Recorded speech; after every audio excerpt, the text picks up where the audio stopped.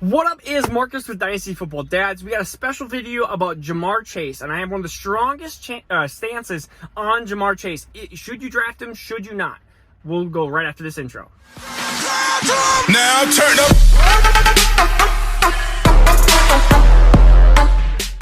All right, so should you draft Ja'Marr Chase? Should you not? My first kind of overall stance is if he's 103, 104, no. There's lots of reasons why not to draft him at 103, 104. The reason number one is I believe he is in the same tier as multiple other wide receivers, and those are Devontae Smith, Jalen Waddle, Rashad Bateman, Rondell Moore. They're all really close to each other in talent-wise.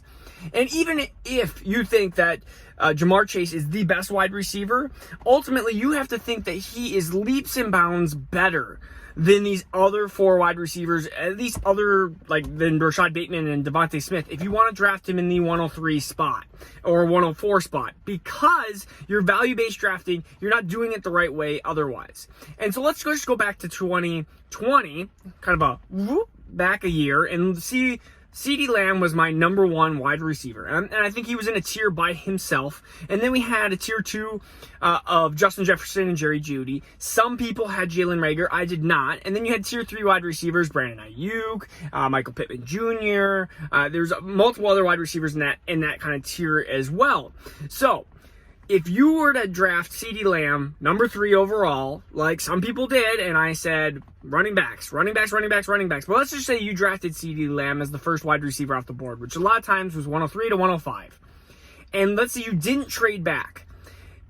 You were missing out on getting 2 or 3 potential good players and potentially great players instead of CeeDee Lamb.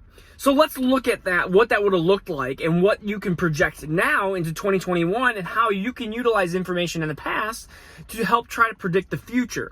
I think these classes are very similar with the depth of wide receiver, and especially the depth at the top of wide receivers. I think this actually 2021 class might be even better than the 2020 class, and you saw how great they were. So if you had CeeDee Lamb, let's just say pick 105, because it's easy that way, and you trade it back into like the 108, 109, and if you get anything out of this video, the next like 60 to 90 seconds are going to be important.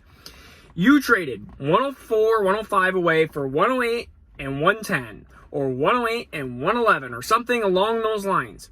You were trading CeeDee Lamb for a lot of times Justin Jefferson or Jerry Jeudy, and let's say the T. Higgins, the Brandon Ayuks, the Michael Pittmans. You could have had 2 of those.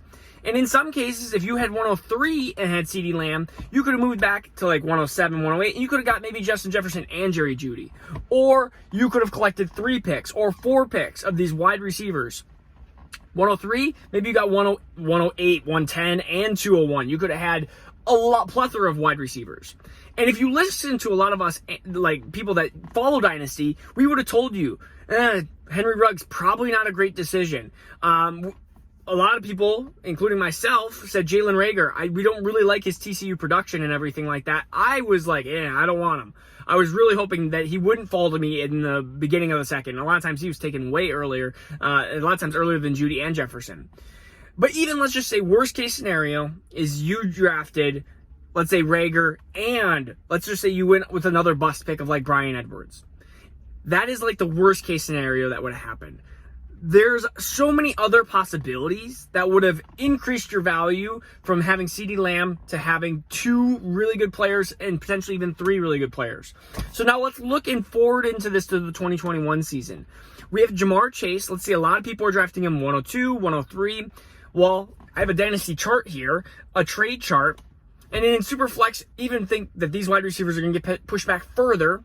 And if you don't want a wide receiver, we can talk about that here too. If you don't want a wide receiver along with, let's say you trade Ja'Marr Chase for 2 players and you don't want both wide receivers, we'll get to that too. Ja'Marr Chase, let's say 102, 103, and you trade back to get 106 and 108.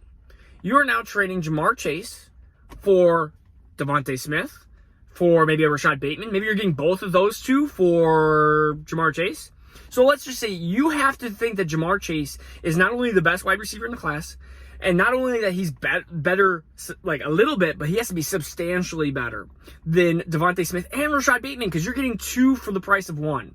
You are taking like a Bitcoin and you're cutting it in half, and now you're getting 2 Bitcoins. Maybe a little bit less value, but ultimately could be the same value as Jamar Chase. And in my opinion, a lot of times, like, I think Devontae Smith's a better wide receiver than Jamar Chase. So this is why you have to trade back if you want a wide receiver early. It just makes sense. And if you, let's just say 103, you could even get like 108, 110, and maybe even like a early second. Or you can get capital in the 2020 season, which I don't prefer as well. But, I mean, ultimately, that could be an option.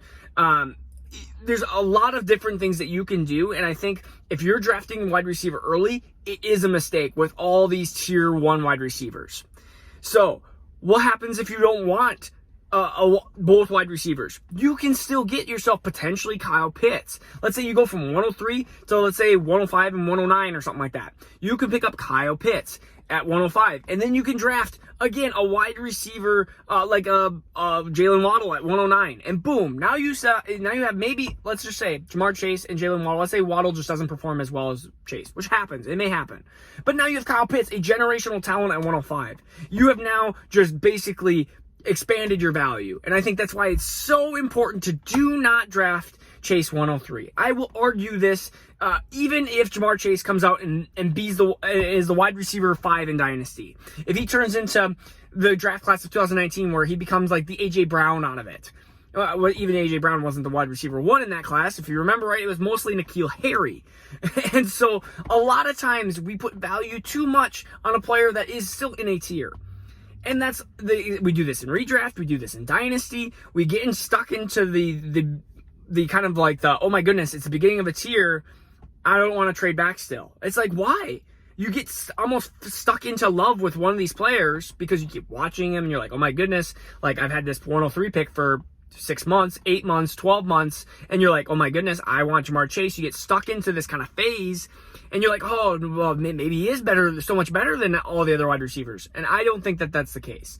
Now, if Jamar Chase is by far your wide receiver 1, and I mean really by far, you really have to, or your league just doesn't trade. There's an option. If your league doesn't trade, that's the only reasons why I would say that Jamar Chase should be drafted that early. And then still, I am drafting a running back in the top 3, the top 3 picks. And then if I have multiple first round picks, I am thinking about Pitts earlier and earlier because these wide receivers are getting pushed back and back and back. Not because they're bad, because there are so many of them. I mean, if you loved fruit and there was 1 apple and there was 7 oranges, and you had to run to a tree to try to grab one, you would go after the apple because you could potentially go get the orange later. That is a really dumb analogy that I just said, but that's as simple as you can get.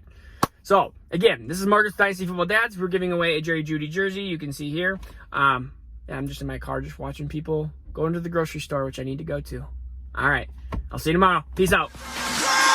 Now turn up.